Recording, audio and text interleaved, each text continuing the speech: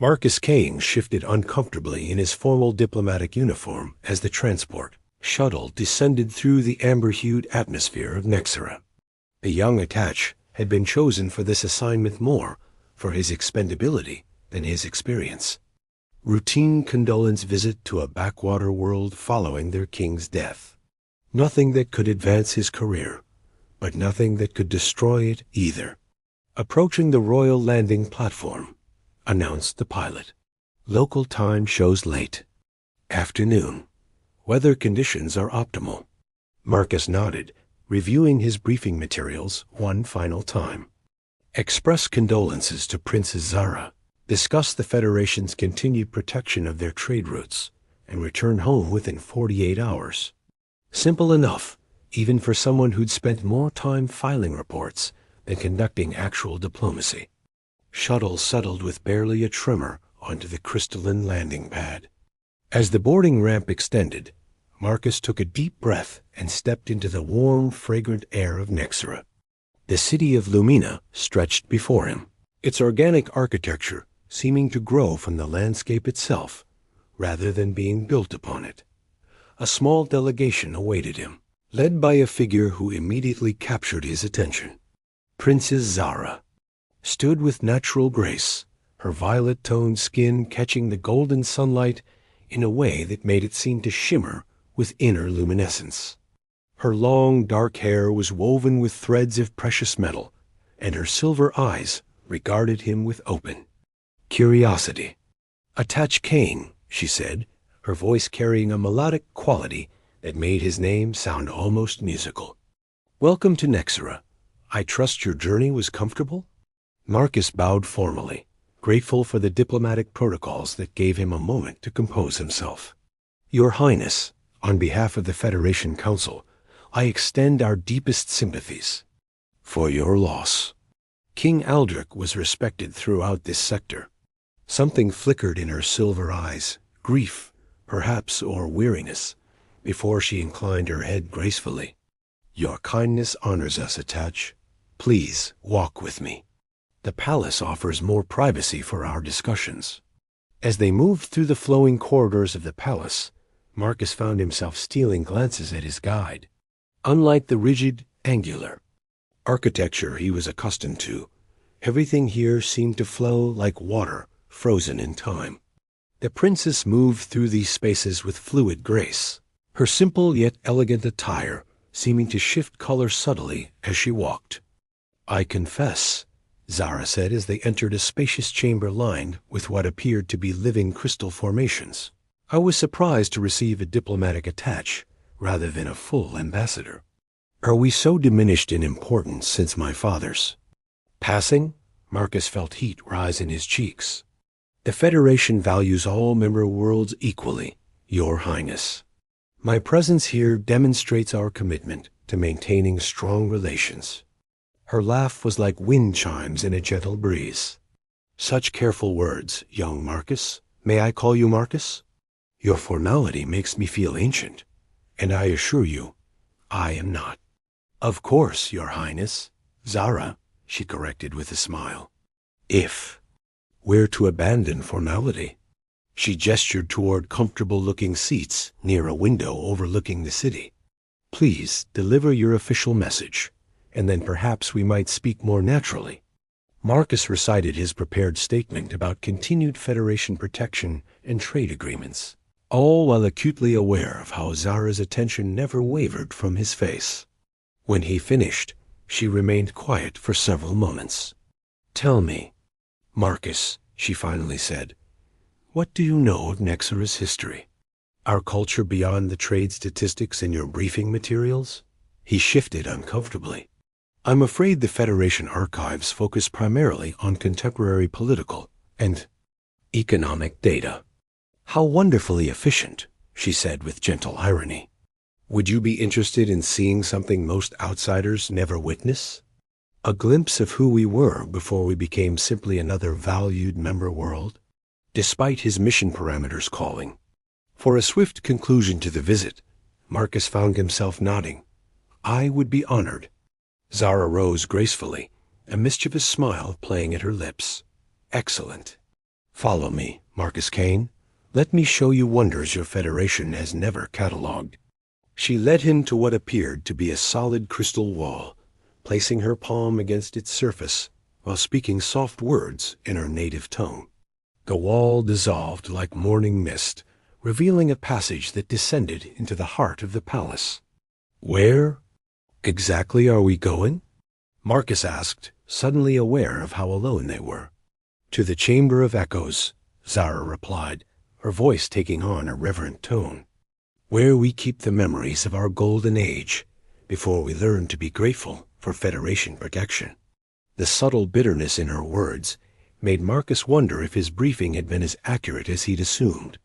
They emerged into a vast circular chamber illuminated by soft, pulsing light that seemed to emanate from the walls themselves. Ancient artifacts filled elegant display cases around the perimeter, but Marcus's attention was immediately drawn to the center of the room. There, on a raised platform, stood what could only be described as a suit of armor, though unlike anything in Federation databases. Its surface seemed to absorb and reflect light simultaneously, creating an almost hypnotic effect. Despite being obviously ancient, something about its design felt strangely familiar. Behold, Zara said with theatrical flourish, the pride of ancient Nexera. When we were creators and innovators, not merely a strategic waypoint. Marcus approached one of the display cases, genuinely fascinated. These technologies, I've never seen anything like them. That's because they predate your Federation by millennia, she replied, moving to stand beside him. Her proximity sent an unexpected warmth through him. My ancestors understood sciences your people are only beginning to discover. Yet you joined the Federation, he observed carefully. Her expression darkened slightly. Not all choices are freely made, Marcus. Before he could ask what she meant, she brightened again, gesturing toward the central display. That armor belonged to our greatest protector, the guardian of the inner light. Legend claims it chooses its bearer rather than the reverse. No one has been able to activate it for generations. Marcus studied the ancient suit, noting details that seemed almost familiar despite its alien origin. Its remarkable craftsmanship. Zara's silver eyes sparkled with sudden mischief. Would you like to try it on, Marcus? Just for amusement, of course. Is that ... appropriate? He asked, sensing some kind of test. Oh, it's merely a relic now, she said with a dismissive wave that didn't quite hide her anticipation. Nothing happens when people touch it anymore. Perhaps human hands might prove more interesting than ours have in recent centuries. Against every diplomatic protocol he'd been taught, Marcus found himself approaching the armor. I suppose there's no harm in trying. The moment his fingers made contact with the ancient breastplate, the impossible happened. Light exploded across the armor's surface, illuminating intricate patterns that hadn't been visible before. The entire suit began to hum with energy, then slowly disassembled itself, each piece floating momentarily in the air before rushing toward him.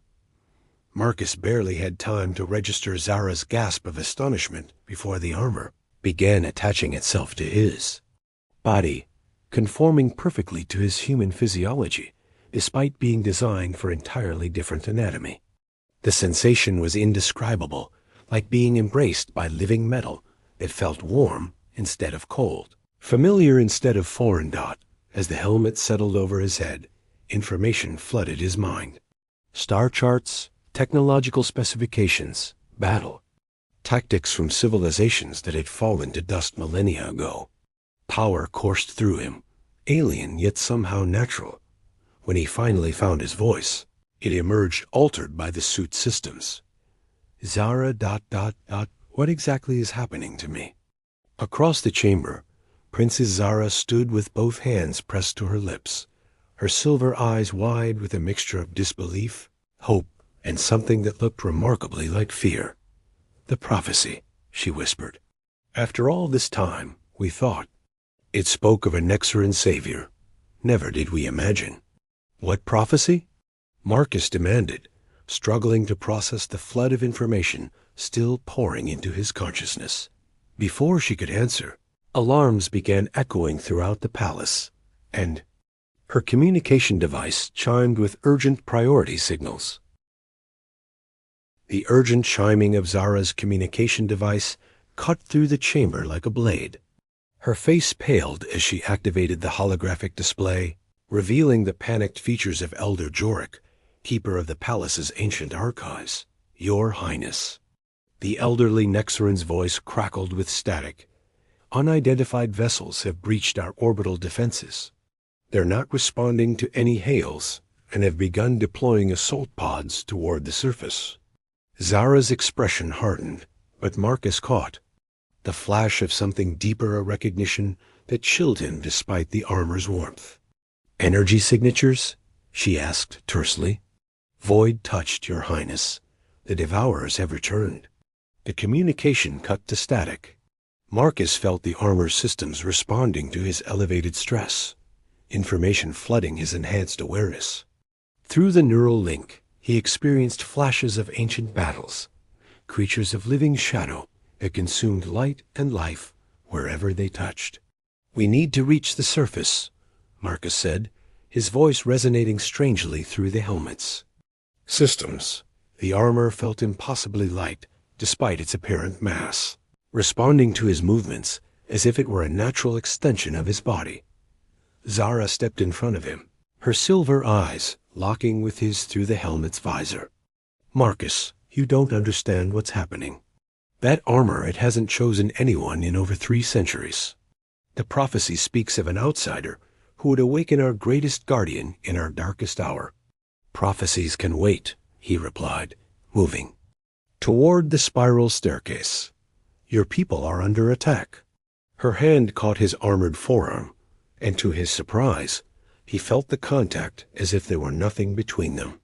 "The armor enhances all connections," she explained, noticing his reaction. "It was designed to keep its bearer linked to the living world, not lost in power." Another explosion shook the palace, closer this time. Dust rained from the ancient ceiling as the chamber's lights flickered. "Quick explanation, then," Marcus conceded, the urgency clear even through his altered voice. "The Devourers are creatures from the void between stars," Zara said rapidly, still gripping his arm. "They feed on life energy, leaving nothing but husks. They've hunted my people across the galaxy for millennia, drawn to worlds rich in what you might call spiritual essence." The armor was feeding him corroborating information images of worlds stripped bare, civilizations reduced to empty shells. "How do you know they're the same creatures?" "Their energy signature is unmistakable," she replied, checking a crystalline device at her wrist. "Our sensors detected void rifts opening in orbit. They haven't attacked Nexara directly in generations." "Not since." She paused, understanding dawning in her expression. "Not since we joined your federation and became less cosmically significant." Marcus processed this against his diplomatic briefing. No mention of these Devourers had been included in any Federation intelligence. Either our archives are incomplete, or someone deliberately kept this from us. "Does it matter now?" Zara asked, though her eyes suggested it mattered greatly. "Show me the fastest route to the surface," Marcus decided. "I need to see what we're facing." Zara led him to what appeared to be a seamless wall, placing her palm against its surface while whispering in ancient Nexarin. The barrier dissolved, revealing a transport tube lined with the same organic crystal as the palace walls. "This will take us directly to the command center," she explained as they stepped inside. The tube ascended rapidly, and in the confined space, Marcus became acutely aware of Zara's presence. The armor seemed to amplify all his senses, the subtle fragrance of her hair, the warmth radiating from her violet skin, the sound of her controlled breathing despite the crisis. "The armor responds to emotional states as well as physical ones," she said softly, apparently noticing his heightened awareness. "Your bio readings are quite elevated." "Professional concern," Marcus replied, though even he could hear how unconvincing that sounded through the helmet's modulation.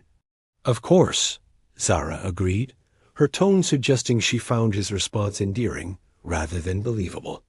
Though I must admit, even before the armor chose you, I found your Federation diplomatic training inadequate to hide your reactions. Before Marcus could respond, the transport slowed. The doors opened to reveal organized Chaos Nexaran officers coordinating defensive systems while communication channels buzzed with urgent reports. Your Highness. Elder Jorek rushed forward, relief evident on his weathered features. Thank the ancestors you're safe. The city's outer shields are holding, but barely. The Devourers have begun ground deployment. Elder Jorek, Zara said formally. This is Marcus Kane of the Federation. The armor has accepted him. The Elder's eyes widened as he took in the glowing patterns across Marcus's armor. Impossible. No outsider has ever. Evidently this one has, Zara interrupted firmly. And according to the prophecy, that makes him our greatest hope. Marcus stepped forward, still adjusting to how the armor amplified his presence. I need to see what we're fighting. Elder Jorek hesitated, then gestured toward a large viewing screen. See for yourself, young guardian. The screen displayed real-time images of Lumina's outer districts. Dark, shifting forms moved through the crystalline streets creatures that seemed to absorb light rather than reflect it. Where they passed, the organic architecture withered and dulled, as if the life had been drained from it. They consume life essence, Zara explained quietly beside him. Not just biological life, but the spiritual energy that gives existence meaning. They leave nothing but empty shells behind. Marcus watched, feeling something ancient stirring within both the armor and himself. The suit was feeding him tactical information, combat strategies designed specifically for these enemies. I know how to fight them, he said, the knowledge arriving with startling certainty. Zara turned to him, hope flickering alongside something more personal in her silver eyes. Then we fight together, Marcus. Their gazes held for a moment that felt charged with more than just the crisis around them. Despite everything, the attack, the impossible circumstances, the weight of ancient prophecy, there was an undeniable connection building between them. Your Highness, Elder Jorek interjected diplomatically, the protocols clearly state that you should retreat to the secure chambers. Those protocols were written before the prophecy was fulfilled, she replied, without taking her eyes from Marcus. My place is with our guardian. The word guardian sent an unexpected surge of purpose through Marcus. The armor responded, power cycling through its systems with renewed intensity. I'm not sure I qualify as a guardian yet, he said. Zara stepped closer, placing her hand on his armored chest. Through the suit's enhanced connection, her touch felt intimate and electric. The armor doesn't choose unwisely, Marcus. It recognized something in you that perhaps you haven't seen in yourself yet. The contact sent energy coursing through the armor's systems, and Marcus began to suspect that the suit's response to his growing attraction to the princess wasn't coincidental. It seemed to draw strength from emotional intensity, from connections between living beings. Then let's hope your ancestors' technology knows what it's doing, he replied, his voice carrying a note of determination that surprised him. Zara's smile was both fierce and warm. It does, Marcus Kane, and so do I. As if summoned by their resolve, the viewing screen flashed with new alerts. A larger form was approaching the city center, something that dwarfed the shadow creatures they'd observed before. A devourer lord, Elder Jorek breathed, his face pale with ancient fear. I haven't seen one since the last great war. Marcus felt the armor systems analyzing the new threat, feeding him tactical assessments and combat protocols. But underneath the data, something else stirred a deep, primal recognition. The armor had been created for exactly this moment, for exactly this enemy, and somehow, inexplicably, It had been waiting for exactly the right person to wear it.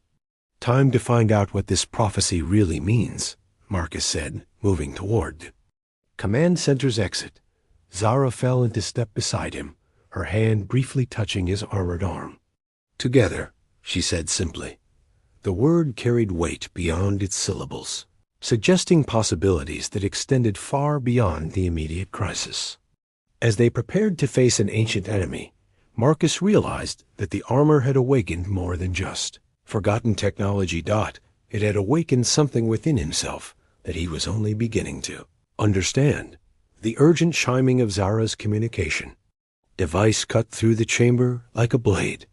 Her face paled as she activated the holographic display, revealing the panicked features of Elder Jorik, keeper of the palace's ancient archives. "Your Highness," the elderly Nexaran's voice crackled with static, "unidentified vessels have breached our orbital defenses. They're not responding to any hails and have begun deploying assault pods toward the surface." Zara's expression hardened, but Marcus caught the flash of something deeper, a recognition that chilled him despite the armor's warmth. "Energy signatures?" she asked tersely. "Void touched, Your Highness. The Devourers have returned." The communication cut to static. Marcus felt the armor's systems responding to his elevated stress, information flooding his enhanced awareness. Through the neural link, he experienced flashes of ancient battles, creatures of living shadow that consumed light and life wherever they touched. "We need to reach the surface," Marcus said, his voice resonating strong. The city's outer defensive perimeter buzzed with desperate energy as Marcus and Zara approached the failing barriers. Nexaran soldiers manned crystalline weapons that hummed with power, but their faces showed the strain of a losing battle. Beyond, the shimmering energy shields, shadow creatures pressed forward like living darkness, their forms seeming to devour light itself. "Commander Thorn," Zara called to a scarred veteran directing the defense. "Status report." The grizzled officer turned, his eyes widening as he took in Marcus's glowing armor. "Your Highness, the eastern barrier is at 12% strength. We can't hold them much longer." He paused, staring at Marcus. "Is that?" "The Guardian armor, yes," Zara confirmed. "And its chosen bearer, Marcus King?" Commander Thorn's weathered face showed a mixture of hope and disbelief. "Guardian. We haven't seen one in 3 centuries. Marcus stepped forward, feeling the armor systems analyzing the defensive grid. Information flooded his consciousness: power flow patterns, structural weak points, energy harmonics. "I can reinforce the barriers," he said, raising his hand. Toward the wavering shield, the armor responded instantly, channeling energy through his extended arm. The failing barrier suddenly blazed with renewed strength, its crystalline structure solidifying and expanding. The shadow creatures pressing against it recoiled with sounds like tearing metal. "Incredible," Commander Thorn breathed. "That was just reinforcement," Marcus replied, surprised at how naturally the knowledge came to him. The armor felt like an extension of his will, responding to thoughts he hadn't fully formed.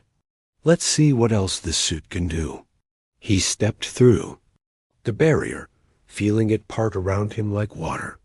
Zara followed immediately, ignoring Commander Thorn's protests about royal safety protocols. The moment they crossed the threshold, several Devourers sensed their presence and surged forward. Up close, they were even more unsettling amorphous. Shadows with points of hungry light, where eyes might be on more conventional creatures. "They're drawn to life energy," Zara warned, raising an elegant weapon that seemed to be carved from living crystal. "And you're practically radiating it right now." Marcus felt the armor guiding his movements, showing him stance and targeting. Through direct neural interface, he extended both arms, and brilliant beams of concentrated energy lanced forth, striking the approaching shadows. Where the energy touched, the creatures shrieked and began dissipating, their forms losing cohesion. "It works," he said, advancing with growing confidence. The armor moved with him perfectly, anticipating his intentions. "Marcus, be careful," Zara called, firing her own weapon at a creature attempting to flank them. "The armor draws power from your life force when you use offensive capabilities." He barely registered her warning as he engaged more of the shadows, feeling an intoxicating surge of power with each successful strike. The armor danced with him through the battle, making him faster, stronger, more precise than any human had. A right to be. Only after dispatching a dozen devourers did he notice the drain, a deep fatigue spreading through his muscles, a heaviness in his limbs that hadn't been there moments before. "You need to pace yourself." Zara appeared at his side, concern evident in her silver eyes. "The armor will consume you if you let it." "You could have mentioned that earlier," Marcus said, breathing heavily as he blasted another shadow that got too close to her. "Would it have changed your decision to fight?" She challenged. "No," he admitted. Her lips curved into that knowing smile he was beginning to recognize. "I didn't think so." Humans and their heroic impulses, so predictable, yet somehow still fascinating. Despite the battle raging around them, Marcus found himself responding to her teasing tone. "Is that what you find fascinating about humans? Our heroic impulses?" "Among other qualities," she replied, firing at an approaching shadow while staying close to his side. "Your species has a vitality that's quite rare in the galaxy. It's probably why the armor chose you." They fought their way through the city streets, pushing back the devourer advance. With each energy blast Marcus unleashed, he felt more of his strength ebbing away, but the results were undeniable. The creatures retreated from his attacks in a way they didn't from conventional Nexaran weapons, as they took shelter behind a damaged crystalline structure during a brief lull. Marcus leaned heavily against the wall. The armor systems were flashing warnings in his field of vision, energy reserves depleting, biological host showing signs of critical fatigue. Zara approached, her expression mixing concern with something deeper. "You need to rest. The armor is draining you too quickly." "Can't stop now," Marcus managed between labored breaths.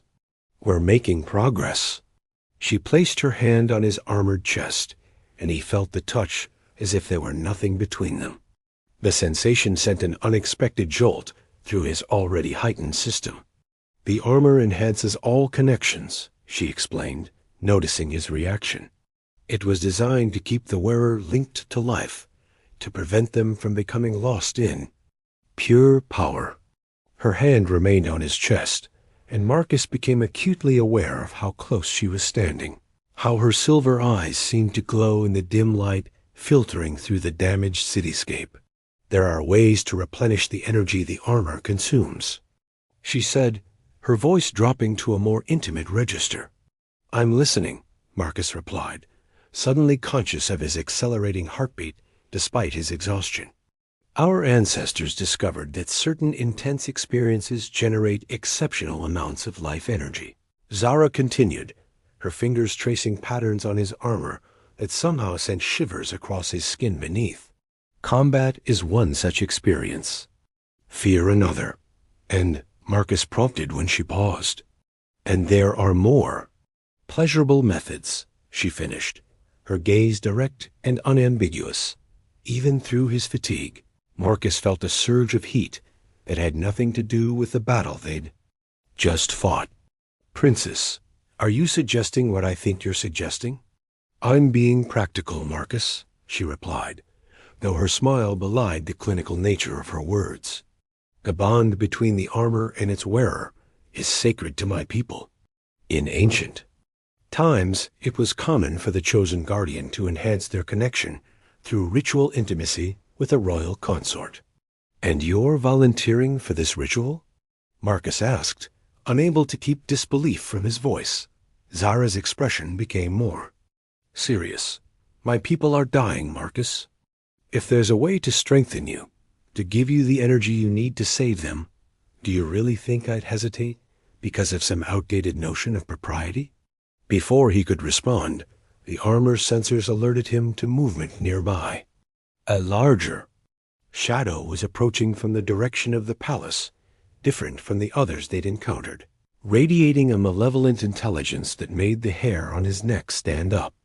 "We have company," he warned, straightening despite his exhaustion. Zara glanced in the direction he indicated and visibly paled. "A devourer lord. We need to retreat immediately." "What makes it different?" Marcus asked, even as they began moving. "Toward better cover. They're the equivalent of generals," she explained, grabbing his arm to steady him as he stumbled. "Much more powerful than the drones we've been fighting, and intelligent enough to adapt to our tactics." As they hurried through the ruined streets, Marcus felt the armor growing heavier with each step, the drain on his energy becoming critical.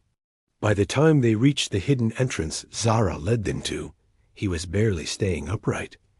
The moment the concealed door sealed behind them, he collapsed to his knees, the armor's weight suddenly overwhelming. "Marcus." Zara knelt beside him, her hands moving to the helmet's release mechanisms. "The armor is killing you. We need to get some of it off." "No," he gasped. "Without it, I can't fight them." "Without you alive, the armor is useless," she countered. Successfully removing his helmet. The cool air on his face was a shock after hours enclosed in the suit. Zara's concerned face swam into focus above him, her silver hair falling forward, like a curtain around them both. "You need energy," she whispered, her face now very close to his. "And I know exactly how to give it to you." In the sacred chamber where she had brought them to safety, surrounded by the soft glow of ancient Nexarin crystals, Marcus realized that the prophecy had brought them to more than just a battle. It had brought them to each other. The sanctuary Zara had led them to was unlike anywhere Marcus had ever seen. Ancient crystalline formations grew from the walls and ceiling, pulsing with soft, rhythmic light that seemed to match his heartbeat. Nexarin symbols were carved into the flowing stone surfaces, and the air itself felt charged with an energy that made his skin tingle even through the armor. "This is the sanctuary of bonds," Zara explained as she moved around the chamber, her fingers trailing over specific crystals that brightened at her touch. "One of our oldest sacred spaces, where the connection between consciousness and life. Force is strongest." Marcus knelt on the central platform, still partially armored, but with his helmet removed. The suit's weight felt manageable here, as if the chamber itself was helping to sustain him. "The armor... it's responding to this place differently." "It should," came a new voice from the chamber's entrance. An elderly Nexarin woman entered, her violet skin marked with intricate silver tattoos that seemed to shift and flow in the crystal. "Light, I am High Priestess Vera, keeper of the ancient bonds. And you, young guardian, are exactly where you need to be." Zara rose respectfully. "High Priestess, I brought him here because the armor is draining his life faster than his human physiology can replenish it," Vera finished, approaching Marcus with knowing eyes. "And because you felt the pull of the bonding ritual since the moment he was chosen." Marcus felt heat rise in his cheeks. "I don't understand what's happening. This morning I was a simple diplomatic attach, and now you carry the hopes of two worlds," Vera said gently, kneeling beside him. "The armor chose you not despite your humanity, but because of it. Your people carry something in their genetic structure that resonates with our ancient technology." "How is that possible?" Marcus asked. High Priestess Vera and Zara exchanged a meaningful look. "Tell him," Vera said softly. Zara moved to sit facing Marcus, her silver eyes serious. "Thousands of years ago, when the Devourers first began hunting, U.S., my ancestors sent exploration vessels to distant worlds, looking for allies. They found Earth in its primitive stage, but they recognized potential in humanity's developing consciousness. They left genetic markers," Vera continued, "dormant sequences that would activate only when in contact with our highest technology. The armor was designed to recognize those markers. Marcus stared at them both. "You're saying I'm part Nexeran?" "You're saying that a small part of every human carries the essence of our people," Zara corrected. "A failsafe, in case we ever faced extinction and needed someone who could bridge our two species." The armor seemed to hum with approval as she spoke, and Marcus felt information flowing through the neural link star charts showing Earth's location, genetic sequences that looked hauntingly familiar. "That's why the bonding ritual is so important," Vera explained. "The armor draws power not just from life energy, but from emotional and spiritual connections. The deeper the bond between the guardian and their chosen partner, the stronger they both become." Marcus looked at Zara, understanding dawning. "And you're willing to be that partner?" Her hand found his, fingers intertwining with surprising warmth. "Marcus, from the moment I saw you step off that shuttle, I felt something I'd never experienced before. I thought it was simple attraction, but now—" She paused, silver eyes searching his face. "Now I understand it was recognition. The armor was calling to you, and something in me was responding to that call. The ritual isn't just about power," Vera added quietly. "It's about forming a genuine bond between two beings. It cannot be faked or forced. A connection must be real." Marcus felt his pulse quickening as Zara's thumb traced across his knuckles. "And if it is real, then you become something greater than either of you could be alone," the High Priestess replied. "Guardian and bonded, fighting as one consciousness in two bodies." Zara moved closer until her knees touched his. "I won't lie to you, Marcus. The ritual is intimate. It requires complete trust, complete openness between us. Your thoughts, your feelings, your very essence will be exposed to me, and mine to you." "That doesn't frighten you?" he asked. Her smile was soft and sure. "Nothing about you frightens me, Marcus Kane. You've shown more courage and honor in one day than most beings display in a lifetime." High Priestess Vera rose gracefully. "I'll prepare the chamber and give you time to decide. But choose quickly. The Devourer Lord draws closer, and without the bonding, you won't survive another major battle." As Vera moved to the far side of the chamber, beginning to arrange crystals in complex patterns, Zara and Marcus found themselves alone in the soft glow.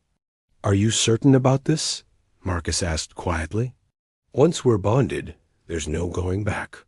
"I've been certain since the moment you touched the armor," Zara replied, her free hand coming up to trace the line of his jaw. "The question is whether you're ready to trust me with everything you are." Marcus felt the armor's energy pulsing around them, responding to their proximity, their growing emotional connection. "I've never felt anything like what I feel when I'm near you," he admitted. "It's like the armor amplifies everything, but especially ... this. Not amplifies," Zara corrected softly. "Reveals. The armor shows truth, Marcus. What you're feeling, what we're both feeling, it's real. It's been real since the beginning." Their faces were inches apart now, and Marcus could feel the warmth of her breath against his lips. "Zara ... Yes? I want this. Not just for the power, not just to save your people. I want this because I want you." Her smile was radiant. "Then, let's become something beautiful together." High Priestess Vera's voice drifted across the chamber. "The ritual space is prepared. Guardian bonded. Are you ready to join your essences?" Zara stood, extending her hand to help Marcus rise. "Ready?" she asked. Marcus took her hand, feeling the armor system surge with anticipation. "Ready?" As they moved toward the prepared ritual circle, crystals glowing around them like captured stars, Marcus realized that he was about to experience something beyond his wildest imagination. Not just the joining of their bodies, but the melding of their very souls. The prophecy had spoken of an awakening, but it had never specified what exactly would be awakened. Now, as Zara's fingers intertwined with his and the ancient crystals began to sing with harmonic energy. Marcus understood that it wasn't just the armor that was awakening, that it was love itself in its purest and most powerful form. Dawn broke over Lumina with crystalline clarity as Marcus and Zara emerged from the sanctuary of bonds. The ritual had changed them both in ways that went beyond the physical. They moved now with perfect synchronization. Their consciousness expanded to include each other. The armor no longer drained Marcus's life force. Instead, it hummed with shared energy that flowed between them like a living circuit. "The Devourer Lord approaches the palace center," Marcus said, though his voice carried harmonics that hadn't been there before. The bonding had altered him on a fundamental level, and Zara's influence now threaded through every word. "I can feel its hunger," Zara replied, her silver eyes now holding flecks of the same blue that glowed from Marcus's armor. "It seeks the heart of Nexera." They reached the palace's upper defensive platform just as the creature came into view. The Devourer Lord was massive, a writhing mass of shadow and malevolent intelligence that stood 3 stories tall. Unlike its smaller minions, this creature had form and purpose, tendrils of darkness reaching out to probe the city's remaining defenses. Commander Thorn rushed to meet them, his weathered face showing amazement at their transformation. "Guardian, the creature has breached our inner perimeter. Our weapons barely slow it down. Where is Elder Jorik?" Zara asked, though she already knew through their shared consciousness. "Protecting the archives," Thorn replied. "He says there's something there the creature wants." Marcus felt the armor's ancient knowledge stirring, memories from the first war against the Devourers thousands of years ago. The heart of Nexera, it's not just a power source, it's a key. "A key to what?" Thorn demanded. Through their bond, Zara shared the revelation that was crystallizing in Marcus's enhanced awareness. To the void realm itself. If the Devourers claim it, they can open permanent rifts between dimensions. No world would be safe. As if sensing their understanding, the Devourer Lord turned toward the palace, its eyeless gaze somehow finding them across the distance. When it spoke, its voice was like the death of stars. "Guardian," it said, the words carrying across space. "To pure malevolent will, you wear stolen power? Return what was taken from us, and we will make your death swift." Marcus stepped forward, feeling Zara's presence flowing alongside his own consciousness. Nothing was stolen. The armor chooses its own path. The creature's form writhed with anger. "The heart belongs to the void. Your ancestors stole it from us when they fled across the stars. We have hunted you ever since." Understanding bloomed in their shared awareness. The ancient Nexerans hadn't just created the heart of Nexera. They had taken it from the Devourer's home dimension, using it to power their exodus across the galaxy. "That's why you joined the Federation," Marcus realized. Aloud, "You were hiding." "Not hiding," Zara corrected. "Healing. My people needed time to find another way to fight."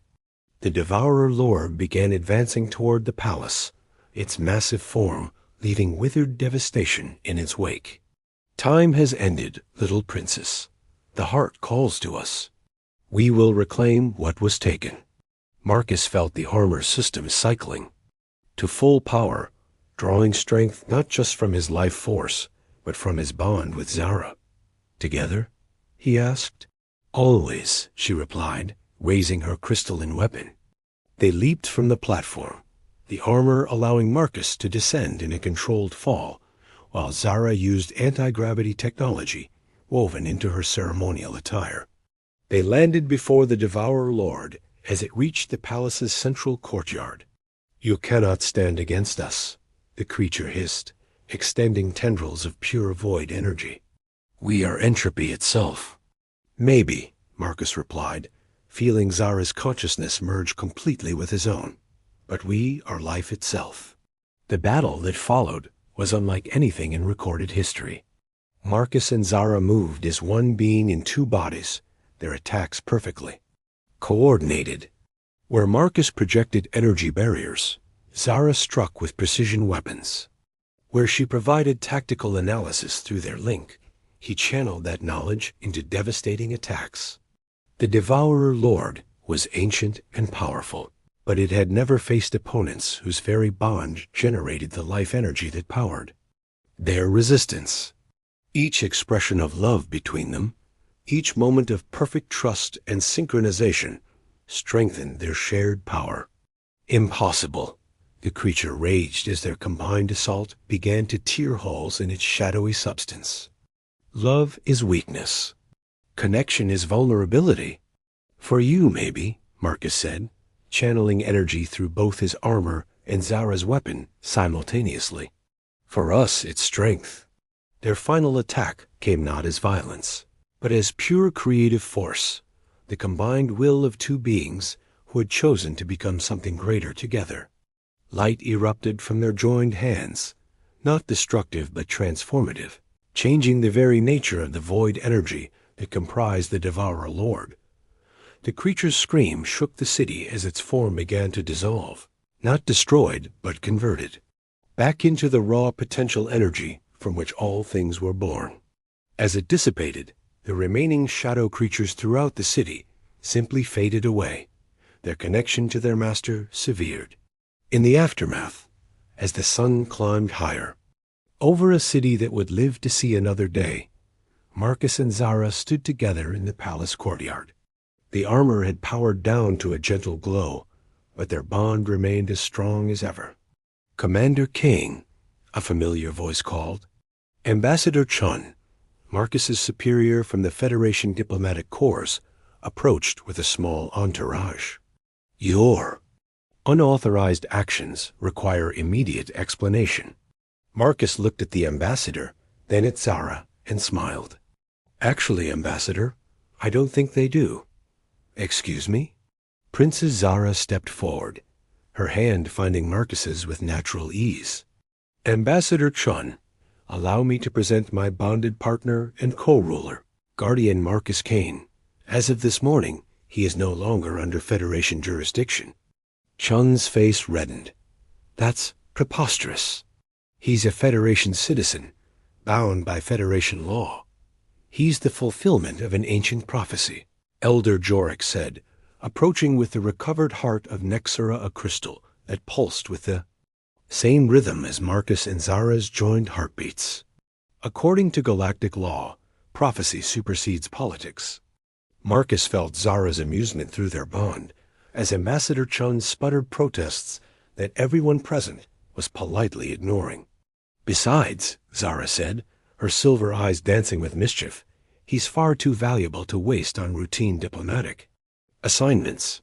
What exactly are you proposing?" Chun demanded. Marcus and Zara exchanged a look that communicated volumes through their shared consciousness. "A new kind of alliance," Marcus said finally. "Not federation and protectorate, but true partnership, two species working together as equals. The armor has shown us possibilities neither of our people imagined alone," Zara added. "Imagine what we might accomplish together." As the sun reached its zenith over Nexera, casting rainbow light through the crystal spires of Lumina, Marcus realized that the prophecy had been fulfilled in ways its ancient authors could never have predicted. They hadn't just saved a world, they had created something entirely new. A love that transcended species, a bond that bridged galaxies, and a partnership that would reshape the cosmos itself. In the distance, Federation ships were arriving to assess the situation, but Marcus wasn't worried. Whatever challenges lay ahead, he and Zara would face them together. Two hearts beating as one, two minds sharing infinite possibilities. The Guardian and his bonded, ready to write the next chapter of galactic history. Together.